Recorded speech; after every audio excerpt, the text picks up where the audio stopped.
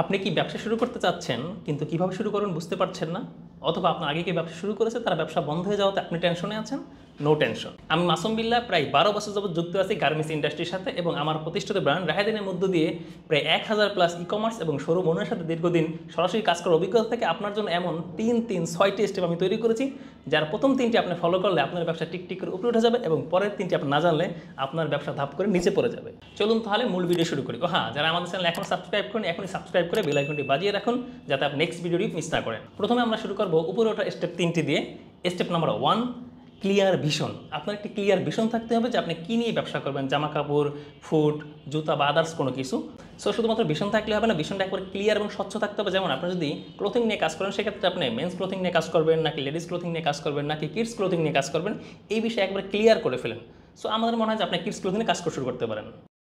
রাহেদিন, আপনার বিশ্বস্ত business partner. Step 2, small start big plan. So আপনি শুরু করার ক্ষেত্রে এই পদ্ধতি অবলম্বন করবেন যে ছোট করে শুরু করবেন কিন্তু পরিকল্পনা থাকবে অনেক বড়।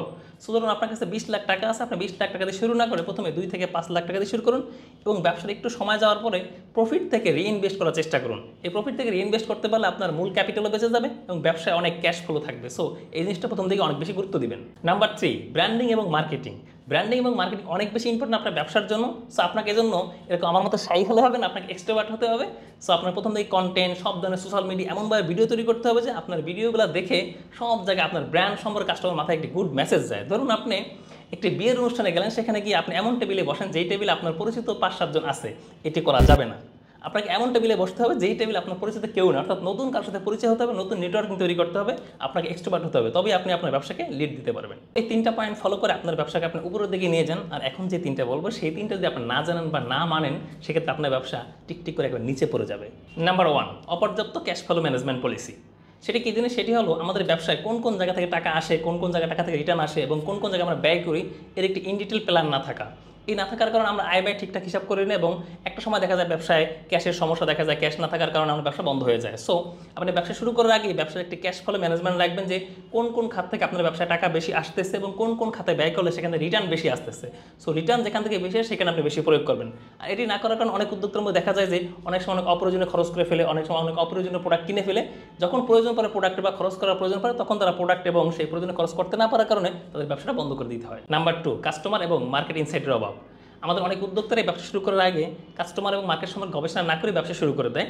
অর্থাৎ আপনি কোথায় ব্যবসা করবেন, কার জন্য ব্যবসা করবেন, কোন ধরনের প্রোডাক্ট বা সেবা নিয়ে আসবেন, এটা না জানি ব্যবসা শুরু করে দেওয়া। সো আপনি ব্যবসা শুরু করার আগেই এই বিষয়টা গভীরভাবে ফলো করবেন, লক্ষ্য করবেন যে আমি কার জন্য প্রোডাক্ট তৈরি করছি বা কার জন্য প্রোডাক্ট পারচেস করি, কাকে আমি সেবা দিব, এই ইন ডিটেল তথ্য নিয়েই দেন আপনি ব্যবসা শুরু করবেন। এটি পারফেক্টলি করতে পারলেই আপনার দোকানে ট্রেন্ডি প্রোডাক্ট থাকবে, ভালো সার্ভিস ম্যানেজমেন্ট করতে পারবেন এবং একটি স্ট্যান্ডার্ড ব্যবসা দাঁড় করতে পারবেন। নাম্বার 3, ম্যানেজমেন্ট এবং প্ল্যানিং। আমাদের মধ্যে অনেক উদ্যোক্তারাই ব্যবসা শুরু করার প্রথম দিকে আত্মীয়স্বজন নিয়োগ দেয় বা যাকে তাকে নিয়োগ দেয়, সঠিক ম্যানেজমেন্ট রাখে না, সঠিক তদারকি করে না। এই জিনিসগুলো না করার কারণে দেখা যায় 6 মাস 1 বছর পর তার ব্যবসাটি বড় ঘাটতি দেখা দেয় এবং এক পর্যায়ে সে গিয়ে ব্যবসাটি বন্ধ করতে বাধ্য হয়।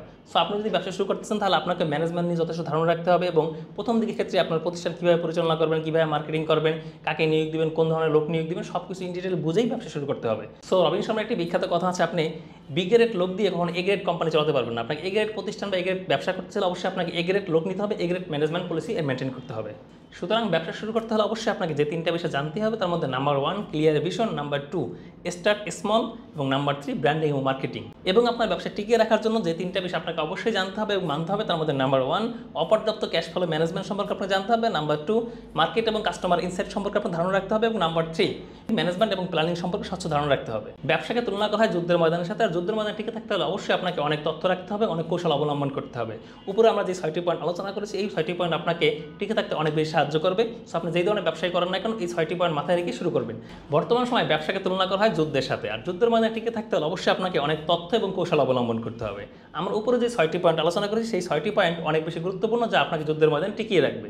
আপনি যেই ব্যবসায় শুরু করেন না কেন এই 6টি পয়েন্ট মাথায় নিয়ে শুরু করলে আপনার সাকসেস রেট অনেক বেশি বেড়ে যাবে ইনশাআল্লাহ। সুতরাং আপনি কোন ব্যবসা শুরু করতে যাচ্ছেন সেটি জানিয়ে আমাদের কমেন্টস করলে আমরা সেই ব্যবসার উপরে ইন ডিটেইলস ভিডিও বানিয়ে আপনাকে সাহায্য করার চেষ্টা করবো ইনশাআল্লাহ।